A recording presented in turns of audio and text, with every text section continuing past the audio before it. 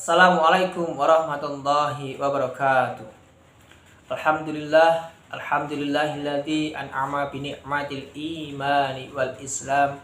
Wassalatu wassalamu ala sayyidina Muhammadin khairil alam wa ala alihi wa sahbihi ajma'in, amma ba'du.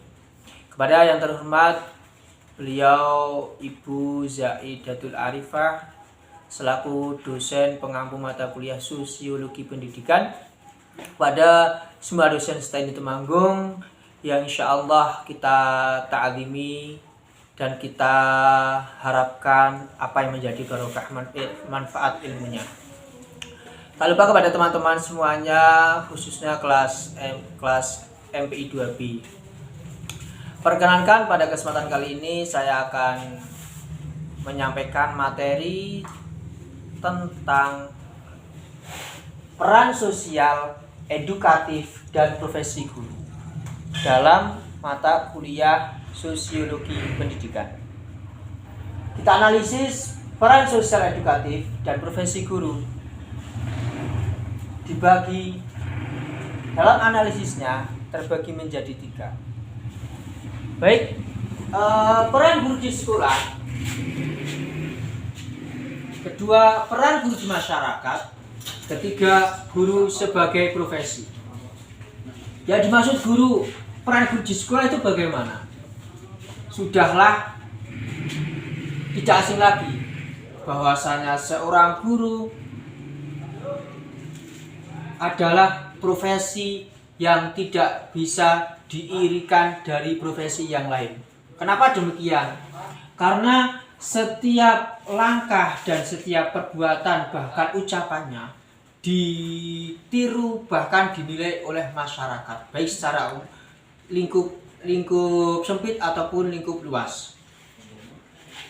Peran guru di sekolah ada 2, yaitu guru sebagai pendidik dan guru sebagai komunitas, pelaku komunitas. Guru sebagai pendidik dalam arti guru di sekolahan, baik lembaga tingkat SD, SMP, ataupun SLTA, itu tidak cuma mengajarkan ilmu yang disampaikan secara kurikulum, tidak, tapi juga mendidik, memberi pendidikan, juga memberikan contoh dan bagaimana mengarahkan supaya anak didik itu berjalan sesuai dengan jalan yang telah ditentukan atau jalan yang baik.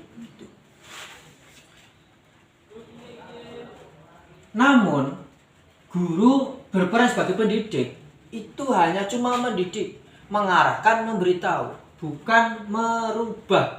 Jadi walaupun nanti hasilnya seperti apa, itu bukan kewajiban guru. Ingat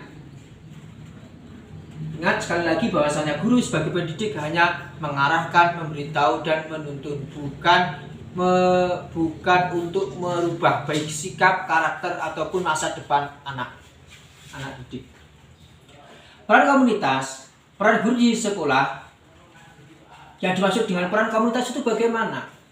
Pastilah dalam dunia pendidikan, dunia keguruan, pasti ada suatu perkumpulan dengan guru-guru yang lain. Itu dinamakan dengan komunitas, dan guru sebagai individu itu mempunyai peran komunitas di komunitas guru tersebut. Salah satu manfaat dan tujuannya yaitu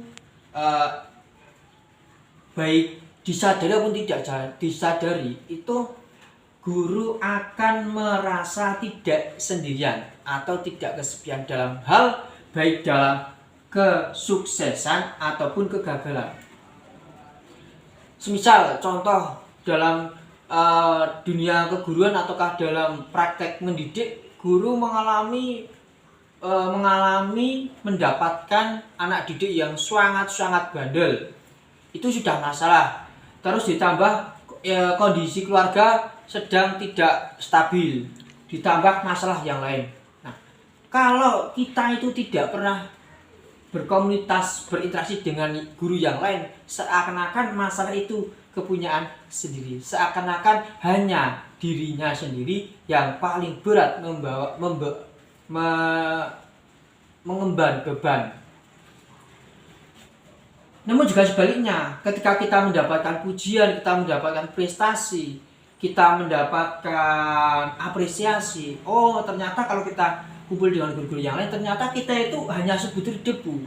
Kemampuan kita ataukah keunggulan yang kita miliki itu belum ada apa-apanya dengan guru-guru yang lain. Terus peran guru di masyarakat, ada fungsi manifest yang nampak dan fungsi laten yang tersembunyi. Kalau kita ketahui bahwasanya peran guru di masyarakat yang nampak, ada guru sebagai pengajar, guru sebagai pendidik, guru sebagai teladan, dan guru sebagai motivator. Jika di masyarakat, guru sebagai pendidik itu tak jauh beda dengan guru berperan di sekolah, memberikan contoh dan mengarahkan dan memberitahu. Akan tapi sebagai pengajar itu mengajarkan apa yang ada di sekolah, diajarkan di masyarakat, itu juga sudah menjadi fungsi dari guru di masyarakat. Baik ilmu materi secara ilmiah ataupun tidak. Namun sebatas kewajiban sebagai guru mengajarkan ilmu yang sudah diketahui, bukan untuk menjadikan pintar ataukah menjadikan cerdas. Itu juga bukan urusan kita sebagai orang muslim. Yang ketiga adalah guru sebagai teladan. Pastilah orang yang di depan atau orang pemuka atau orang yang mempunyai profesi tinggi itu pasti menjadi contoh bagi seorang masyarakat. Lantas kita sebagai guru bagaimana menjadi teladan di masyarakat supaya kita itu menjadi teladan yang baik bagi masyarakat yang lain. Yang terakhir adalah motivator. Guru sebagai motivator. Entah disadari ataupun tidak, di masyarakat secara luas ataupun secara sempit, itu guru menjadi motivator bagi masyarakat yang lain. Sering buat contoh kepada anak-anak, itu jadilah seperti bapak itu.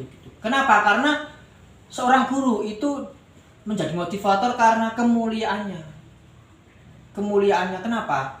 Karena banyak dihormati oleh masyarakat dan banyak disegani, dimuliakan bukan karena gila hormat, bukan, tapi karena kemuliaan beliau dalam menyampaikan ilmu, dalam mengajarkan kebaikan. Lanjut ke fungsi laten yang tersembunyi. Guru sebagai pengkal status quo dalam masyarakat, ada hukum-hukum norma adat, ada hukum masyarakat yang mungkin tidak nampak, tapi itu adalah kita sebagai pengekal ataukah yang mempertahankan hukum adat istiadat itu agar supaya sampai nanti beberapa tahun yang akan datang itu tidak hilang lenyap dimakan zaman. Guru sebagai penggerak perubahan.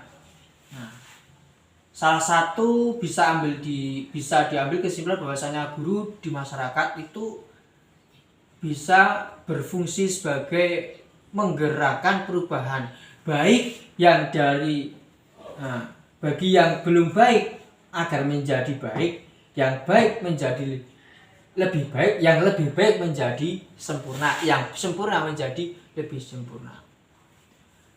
Yang terakhir adalah guru sebagai profesi. Guru sebagai profesi, supaya profesi guru itu bisa mencapai atau mendapatkan hasil yang maksimal, maka dalam peraturan pemerintah sudah disebutkan yang tak lain berbunyi ada 4 kemampuan yang harus dimiliki oleh seorang guru, yaitu 1. Kemampuan pedagogis, yang kedua kemampuan kepribadian, ketiga kemampuan profesional, 4 kemampuan sosial. Kemampuan pedagogis yang bagaimana? Seorang guru harus mempunyai skill dalam berkomunikasi dengan anak didik. Bagaimana meliputi bagaimana cara menyampaikan ilmu, bagaimana cara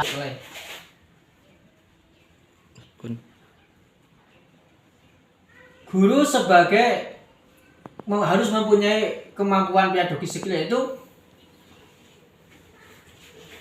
bagaimana cara menyampaikan ilmu, bagaimana melakukan tanya jawab dengan anak didik, bagaimana menghidupkan suasana kelas dan lain-lain. Yang kedua, harus mempunyai kepribadian ataukah kemampuan kepribadian. Kepribadian guru meliputi seperangkat yang melekat pada ciri-ciri guru, baik ciri-ciri dalam tanggung jawabnya, ciri-ciri kesombongan, ciri-ciri kesabaran, dan yang lain-lain. Guru sebagai profesi harus mempunyai kompetisi profesional, yaitu seperangkat kemampuan dalam penguasaan materi. Dalam hal menyampaikan materi, seorang guru yang profesional tidak hanya menyampaikan dengan apa yang sama di buku, tapi bagaimana bisa menyampaikan dengan bahasa yang mudah diterima oleh anak didik. Itulah adalah seseorang yang dinamakan ngalim ataukah pintar. Yang terakhir adalah sosial. Guru sebagai profesi harus memiliki kemampuan bersosial, yaitu bagaimana interaksi dengan masyarakat secara umum. Jadi guru mempunyai ilmu atau wawasan tentang bagaimana interaksi dengan masyarakat secara umum di dalam menganalisis problem-problem, menyelesaikan masalah yang ada di masyarakat. Sekian yang bisa saya sampaikan, kurang lebihnya mohon maaf. Saya akhiri, wassalamualaikum warahmatullahi wabarakatuh.